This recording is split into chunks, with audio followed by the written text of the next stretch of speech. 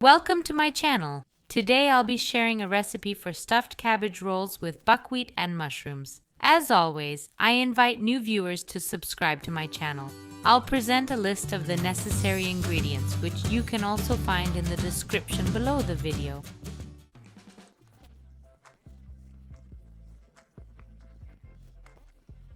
I'll also include a link to my blog, where you can find all of my recipes.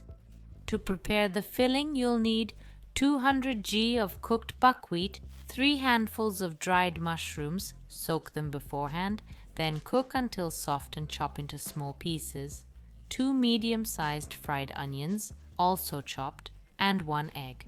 Season everything with salt and pepper, then mix it all together. Instead of dried mushrooms, you can use fresh button mushrooms. And if you're not a fan of buckwheat, feel free to substitute it with barley or bulgur. So, as you can see, there are many options to customize this dish to your liking.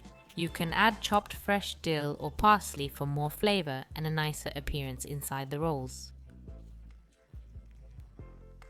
I've prepared blanched Savoy cabbage leaves. You can use white cabbage too, but I prefer this as it looks better.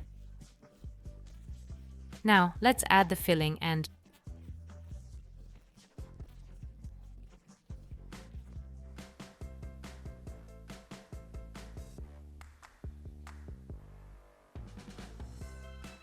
this recipe yielded 10 rolls, but it depends on the size of leaves and how much filling you use. I've lined the bottom with extra cabbage leaves. Now I'll add water or broth to cover 2/3 of the rolls and cover the pot. Cover with a large cabbage leaf weighed down with a plate, then cook until tender for about 30-40 minutes. It's that simple. The cabbage rolls are delicious. We serve them with mushroom sauce.